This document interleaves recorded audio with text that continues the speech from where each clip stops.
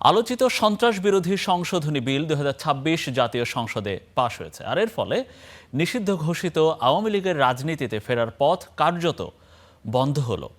একই সঙ্গে জুলাই গণঅভ্যুত্থানের সুরক্ষা ও দায় নির্ধারণ সহ মোট 9টি বিল পাশ হয়েছে। তবে ওই বিলের প্রক্রিয়া নিয়ে আপত্তি তুলে সংশোধনের আহ্বান জানিয়েছেন এনসিপি নেতা হাসনাত আব্দুল্লাহ। জাতীয় মানবাধিকার কমিশনকে স্বরাষ্ট্র মন্ত্রণালয়ের অধীনে রাখার সমালোচনাও করেছেন তিনি।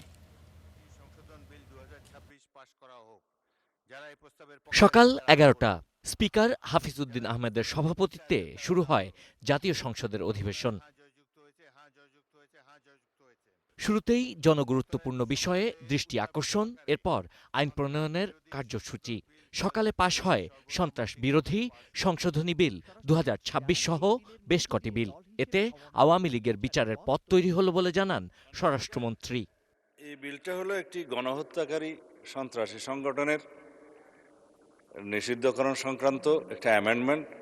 আগের যে আইন ছিল সন্ত্রাস বিরোধী আইন, সেটা অ্যামেন্ডমেন্টের জন্য আর্টিকেল 47 অনুসারে সংবিধানের আইসিটি অ্যাক্টেও পরিবর্তন এনে সংগঠনের বিচারের জন্য সেই আইনটাও সংশোধন করা হয়েছে। দুপুরে বিরতির পর বেলা 3:30টায় আবারও বসে অধিবেশন।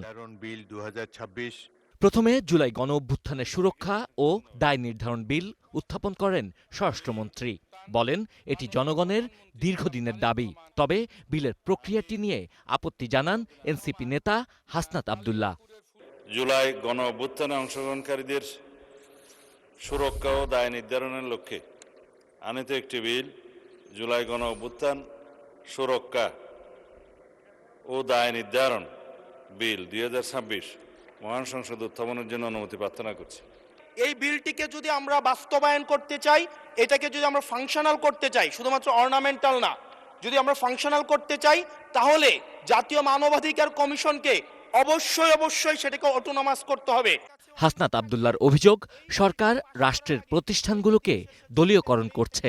সাংবিধানিক প্রতিষ্ঠানগুলোকে যেভাবে নগ্নভাবে দলীয়করণ করা হচ্ছে, ইতিমধ্যে বাংলাদেশ ব্যাংকে যেভাবে দখল করা হয়েছে, যেভাবে বিসিবিকে, যেভাবে এখন আর বাংলাদেশ ক্রিকেট বোর্ড এটা নাই, এটা হয়ে গেছে বাপের দোয়া ক্রিকেট বোর্ডে পরিণত হয়েছে।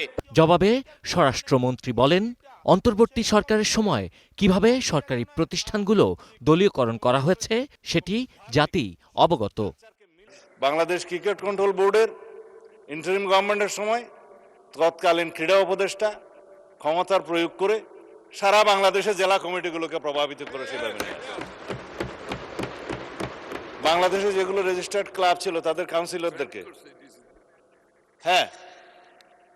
তাদেরকে প্রভাবিত করে সরকারি ক্ষমতা প্রয়োগ করে এবং হাইকোর্টে যে রিটটা দাখিল করা হয়েছিল সেটা হার্ড না করে পেন্ডিং রেখে, এখনো still it is pending with the chamber court I think, করে সর্বোচ্চ ক্ষমতা প্রয়োগ করে একতরফাভাবে ক্রিকেট বোর্ডের একটা বোর্ডিং করা।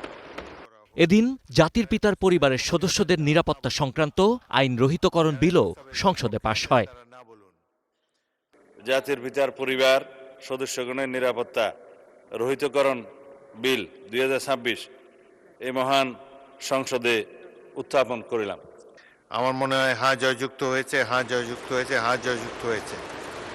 অতএব সংসদ উত্থাপিত আকারে। এছাড়া অন্তর্বর্তী সরকারের জারি করা 133টি অধ্যাদেশকে আইনি ভিত্তি দিতে সংসদের নিয়মিত অধিবেশন চলছে। গণঅভ্যুত্থানের আশা আকাঙ্ক্ষা ধারণ করা তরুণ প্রজন্ম আমাকে নির্বাচিত। Sabbir Ahmed, star news, Dhaka.